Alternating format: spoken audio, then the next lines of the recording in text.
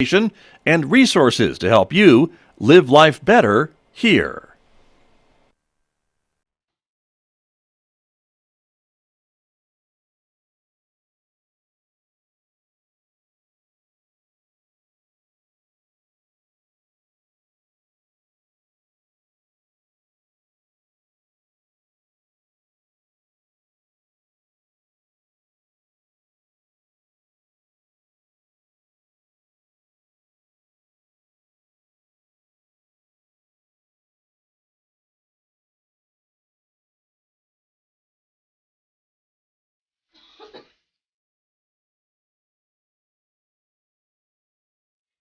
Ten minutes past 8 o'clock.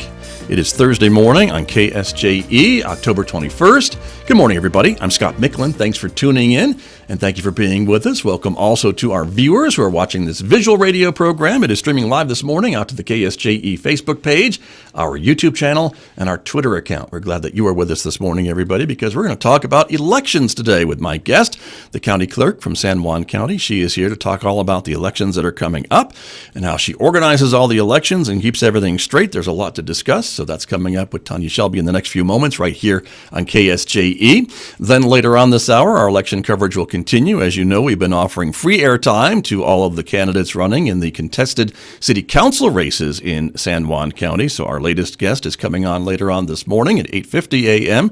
Jim Crowley, who is running for Aztec City Commissioner. You'll hear from him later on this morning here on KSJE at 8:50 a.m. Next hour, Mick Hess will take us roving with the arts, our daily classical music program. Mick is featuring music from the great Jean Sibelius this morning. You'll hear some of that coming up today at 9:06 on KSJE. And don't forget, you can also connect with us on our Instagram page, in addition to Facebook, YouTube, and Twitter. And if you're a podcast person, you can subscribe for free to KSJE Podcasts wherever you listen to podcasts, popular places like iTunes and Spotify and Pandora and iHeart. Check us out and subscribe and take us with you wherever you go. KSJE Podcasts on these popular apps. Let's talk a little bit about the weather forecast, shall we? It's a cloudy morning so far, 37 degrees outside our studios here at San Juan College. We are expecting a partly cloudy day today with maybe some increasing clouds this afternoon. The high 66 in Farmington, 35 overnight. Mostly sunny skies tomorrow with a high near 70 on Friday. Overnight low of 40. Partly sunny skies Saturday with a high of 67. 64 on Sunday, 72 on Monday. Then maybe another change in the weather with some showers Monday night and a chance of showers on Tuesday with a high of 57 degrees. Well, let me introduce my guest who is here with me this morning to talk about the elections that are coming up. Tanya Shelby is here, the San Juan County Clerk, and thank you for coming over. It's great to see you. Thank you for being here. It's great to see you, Scott, and I'm honored to be here. Thank you. Well, thank you. It's a big job, right? Managing elections for San Juan County. It is. And in this, we were talking before, you reminded me this is the second year of kind of the combined elections with both local and maybe countywide races, correct? That is correct. Representative Bandy, he was actually the one that started the bill that went through the legislature. It went through a few times before it actually passed.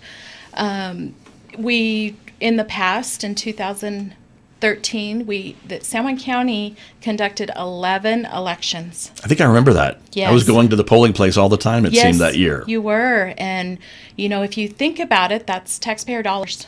Yeah. First and foremost, it's expensive to conduct an election. Right. And so the idea with Representative Bandy's legislation was to try to combine some of these. It was to consolidate them and to reduce voter fatigue. Got it. So the idea is that every first Tuesday after the first Monday in November of every year, voters will go to the polls and they will vote.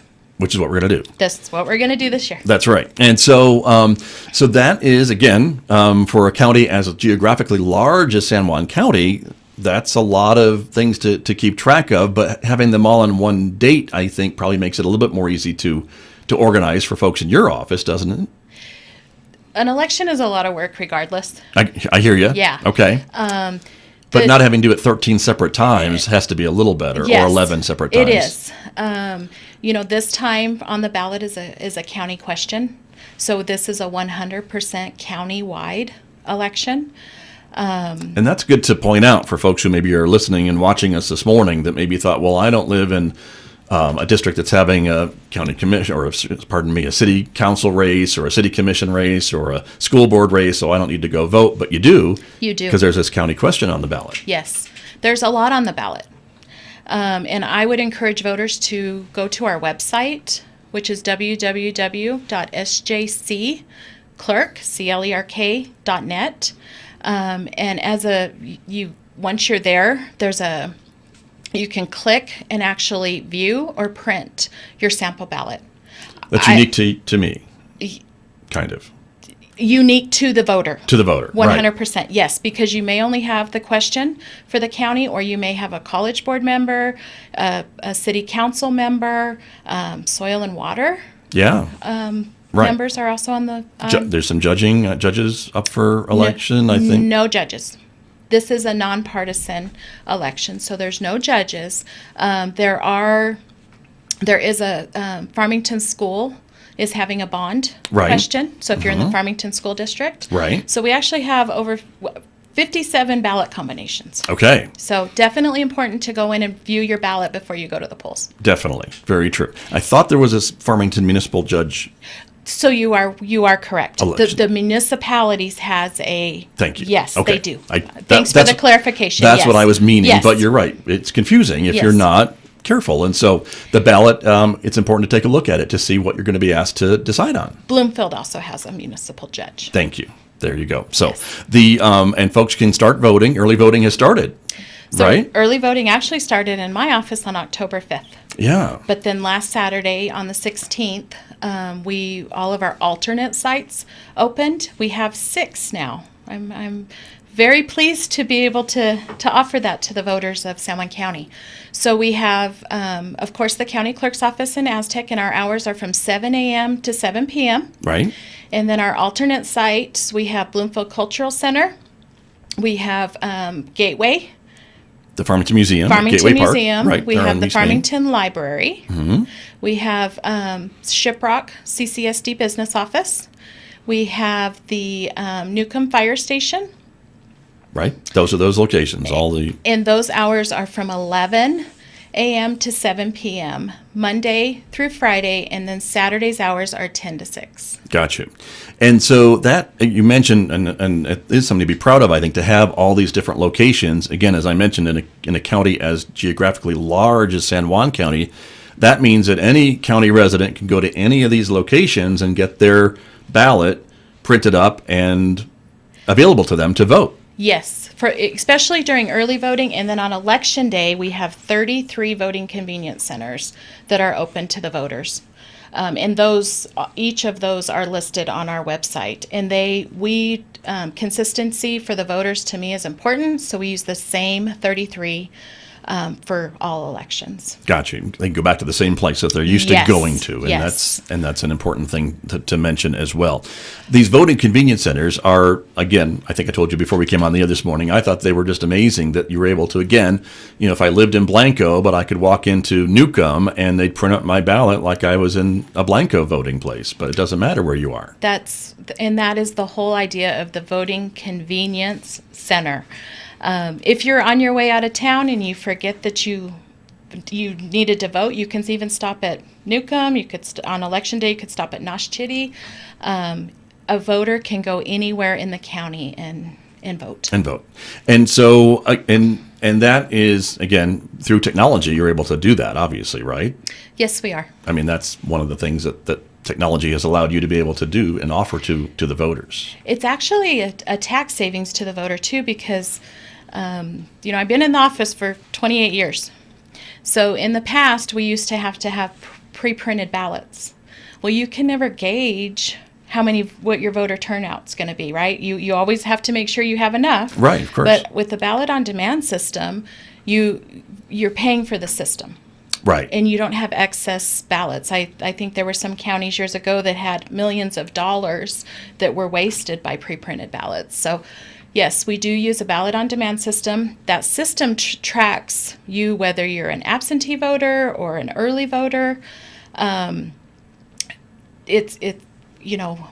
order to do voting convenience center, they all talk to each other. Right. So a voter can't go to one site and vote and then go to a different site and try to vote. They will be the poll worker receives a notification that the voter has already voted. Got you.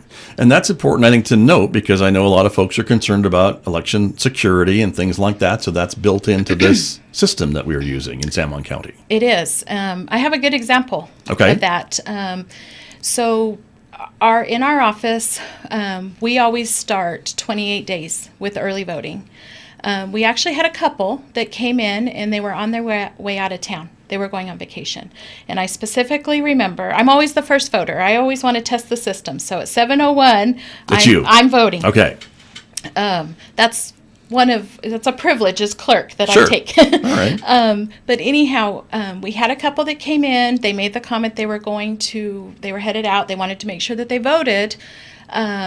In case they didn't come back in time, or that way it was out of the way. Well, the same couple came to Gateway on election day and,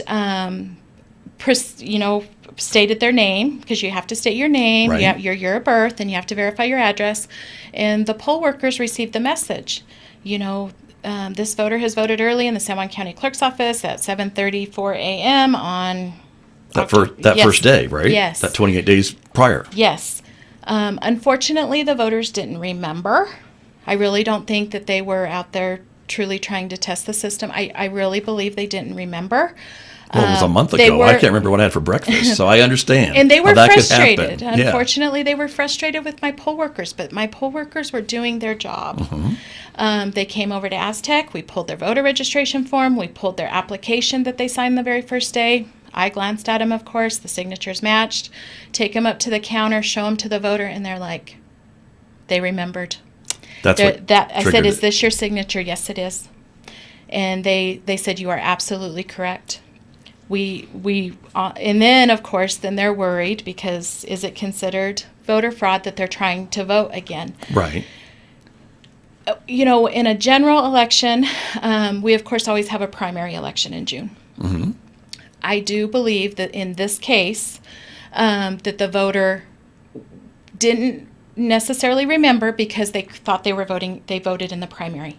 But once we were able to prove to them that they voted in the general, they understood. So it is my responsibility to turn cases over to the DA if I see any potential voter fraud. In this case, I did not turn it over. Sure. Those voters simply didn't remember, and the system worked. Mm-hmm. They weren't allowed to vote. They voted in the beginning, but they weren't allowed to vote the second time. And so once we clarified that, the problem that I have is that the 150 people that were in line at Gateway, when this situation occurred, and these voters indicated, "No, I didn't vote," and somebody voted instead of me, and all of those voters that were in line, they never get to hear the outcome, right? And so we hear a lot of, especially after the 2020 election, we've heard a lot through social media, through the news. It's unfortunately, people want to believe a lot of what they're hearing. And it could be because they don't know any different. Mm-hmm.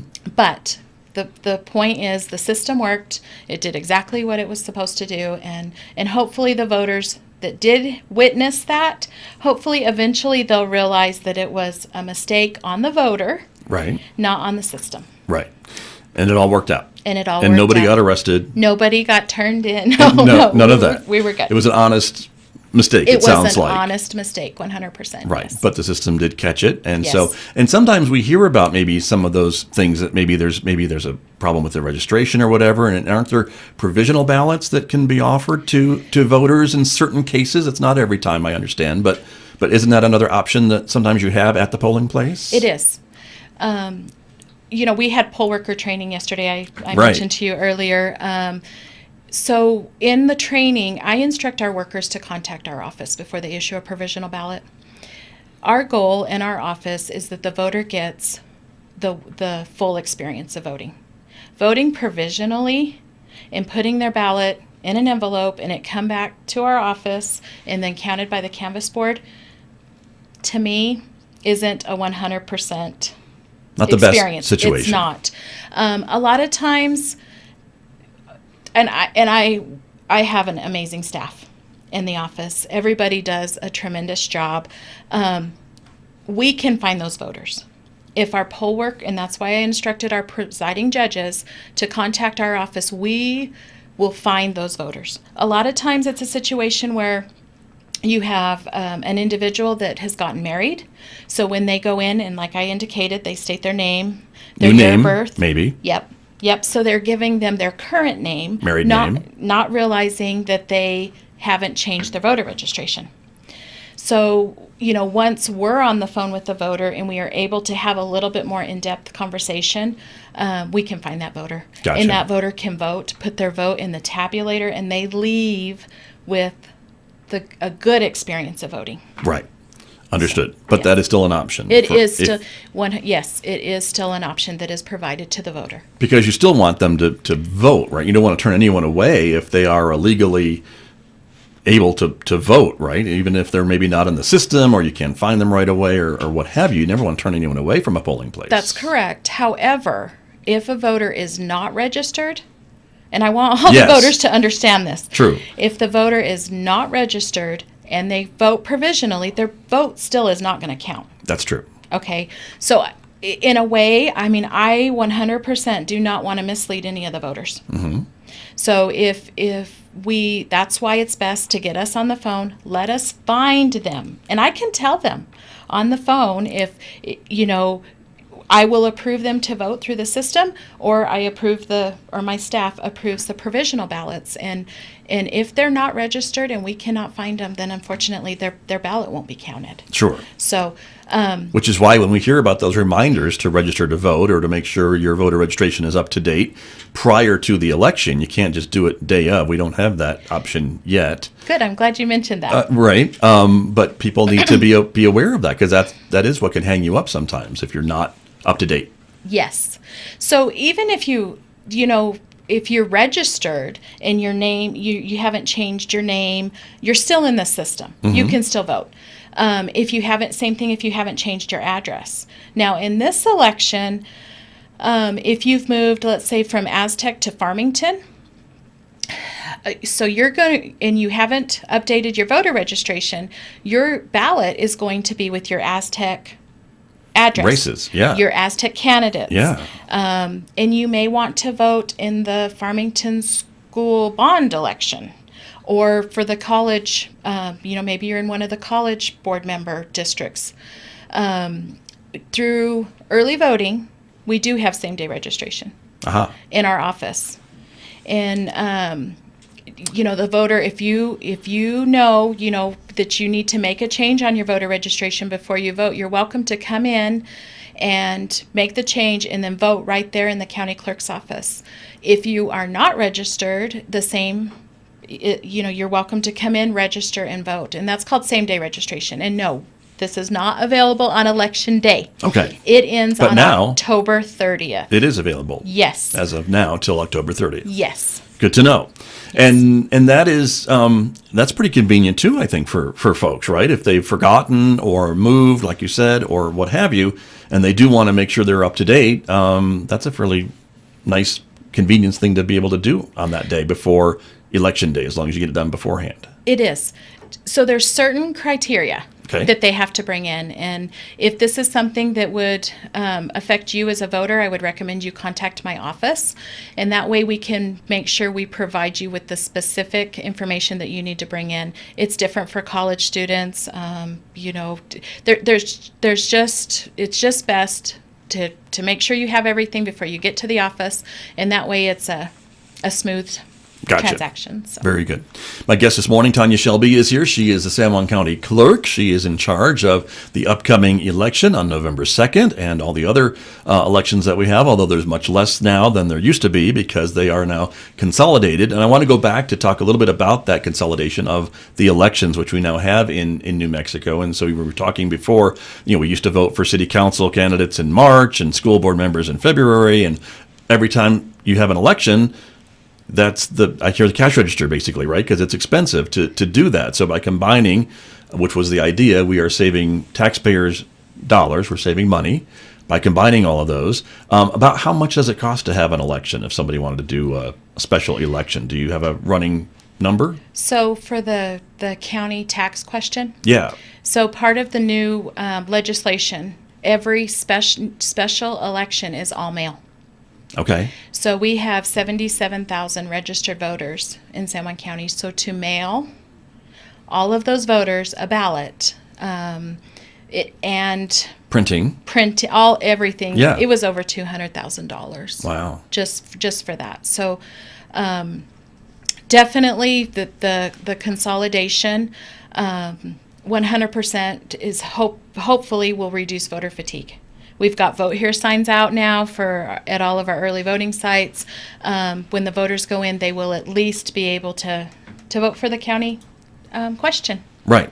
Very good. And that's everybody in the county is That eligible is. to vote on that question. So that's so everybody should be going out to vote, whether it's early or on election day. That's correct. I would like to stress that this is the first time that the municipalities have opted in. Right. All So, of them. Yes. Yes. So all Kirtland, Bloomfield, Aztec, and Farmington. So some of those some of those positions their terms were shortened, and some of them were extended.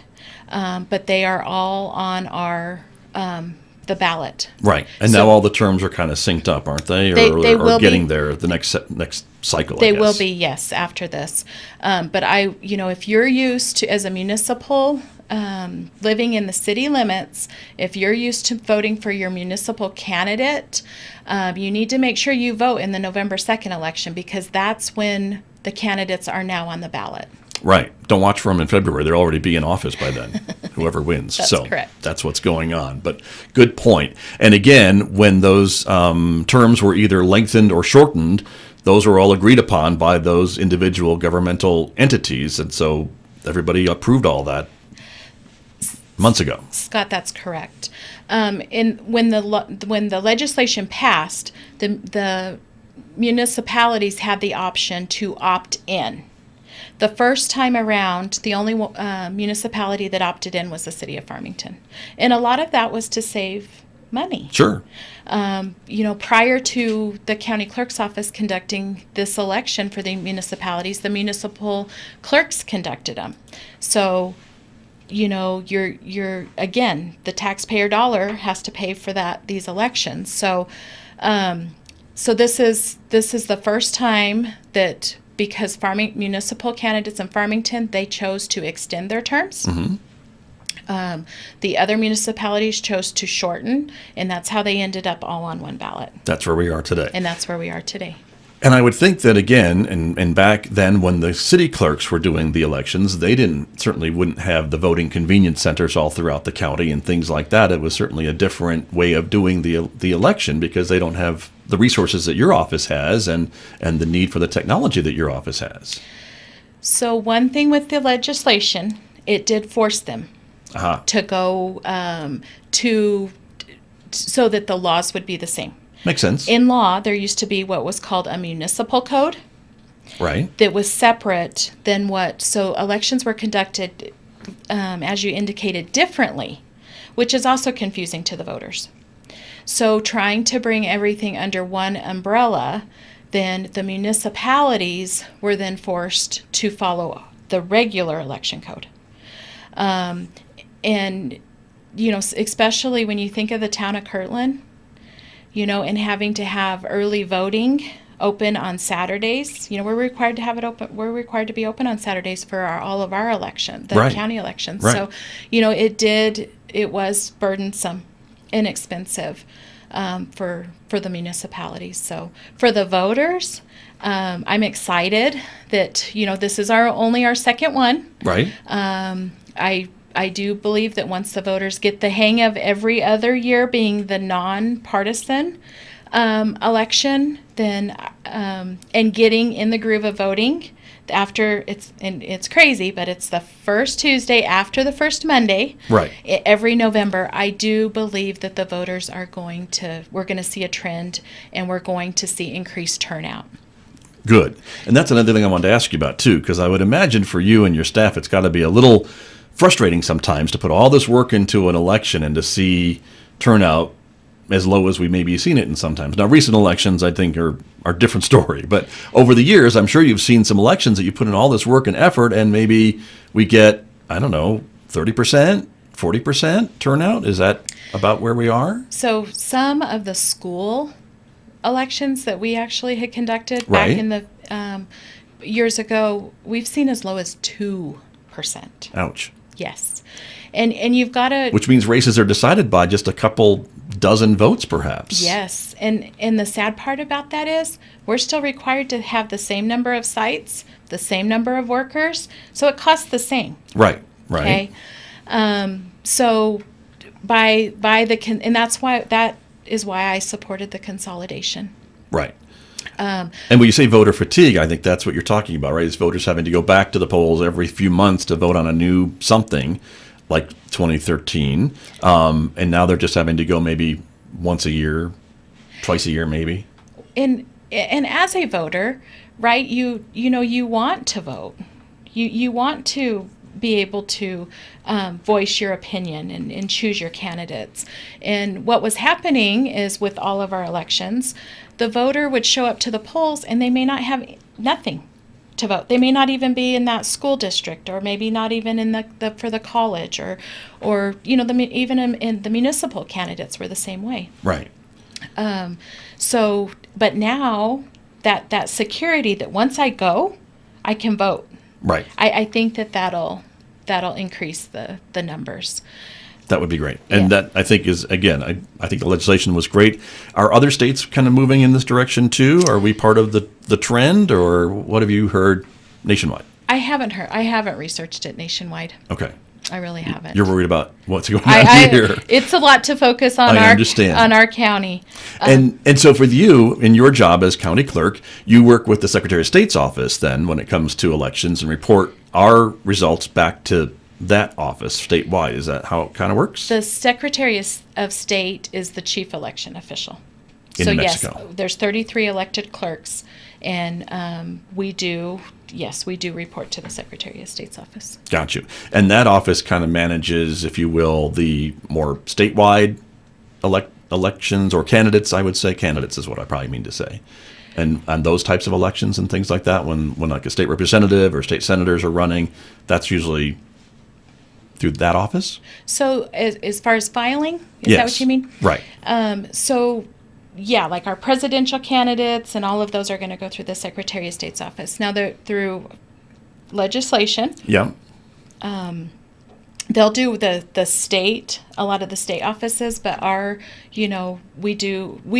in the past there's been multi-county because we have a lot of representatives that represent Their districts spread McKinley across County, yes. across state or county lines, Yes, pardon me. they used to have to go to the Secretary of State's office, but now they file with their home where they're registered, which county they're registered in. Gotcha. So there has been some changes to Okay. that too, and we always post all of that information on our website when filing day is. If anyone's interested in becoming a candidate, we've gotten a lot of great compliments on our website, and you try to provide as much information to the public. Very good. And we'll repeat that address in just a second. We just have a couple of minutes remaining this morning, Tanya Shelby, to wrap up our conversation. But you mentioned filing day, and that's a really interesting, that's not necessarily changed with the times necessarily because it's still an in-person event. You can't do it online. You actually have to go, don't you, and actually file in person? And it's one day. And Correct. only one day, right? Yes. By 5 o'clock. And Yes. if you get there late, you're Yeah. so sad, right? So the candidates for this election had to file on August 24th, and Right. it's 9 to 5, not 5:01. Right. 9 to 5. Right? Not 8:57. No.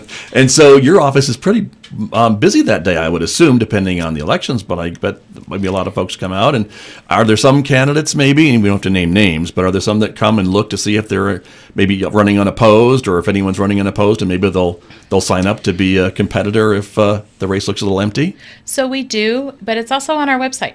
I see. Again, I'm directing everybody to Okay. our website. It's real time. You update that in real time. Yes, we do. So if you're, if someone is considering being a candidate, but they're looking to see if someone else has filed, A lot of them now just watch the website. I could lurk at home You and could. refresh, and Yep. then get to Aztec if I want by 5 o'clock. By 5, If I want to Yes. put my name in the ring. Yes. I'm not running for anything, everybody. I just want to make that clear. Not. But interesting. So, but that's Yeah. how it works. Very, Yes. very good. Again, the website for the San Juan County Clerk, there are 2 C's in the address, so it's sjcclerk, CLERK.net. Correct. And that's where we can find all the information. And you'll post the results on election night, too. I know I use that site all the time to try to share with our listeners and viewers the results as they come in. And you do a great job of providing that to the community. So thank you. Thank you. And your staff. I know it's a group effort. We have an amazing staff. I know I mentioned that, but I can't praise them enough. And yes, our election results will be on our website. Keep in mind, I know there's some questions a lot of time as to, why certain sites are taking longer to come in. Our reservation come in, they meet the helicopter. The helicopter flies them in. We usually don't get our reservation results until about 9:30ish. So Gotcha. And I would think that we're one of the few counties that have election results delivered by helicopter I think we are the only on election in night. New Mexico. Maybe Alaska, maybe some other places, but Grand Canyon. Grand I Canyon. know they do, but yes, since right. Our county, we're 2 hours. Crystal's 2 hours away, Yeah. so You got to do something. Yeah, Or we it's going to do. be later than 9 o'clock. and we're grateful we have those resources. No kidding. Very true. Well, it's a community effort, isn't it? Because is. that's another department that's helping you do that. It is. So wonderful. Tanya Shelby, I appreciate you coming in and sharing the information about the election that's coming up. All elections are important, so I know we would advise everybody to vote. If you're not registered, it's not too late. Correct. You can go and be registered, but you do need to do that before October 30th when early voting ends, and then Election Day on November 2nd. Yes. Okay? Thanks for coming in. Thank you. You're welcome. That's San Juan County Clerk Tanya Shelby, my guest this morning here on KSJE.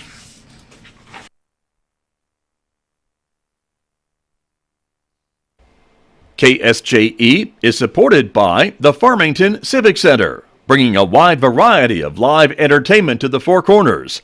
Country music, classic rock, and ballet, all on stage this fall. Also, on-stage theatrical performances of The Rocky Horror Show and the holiday classic A Christmas Carol.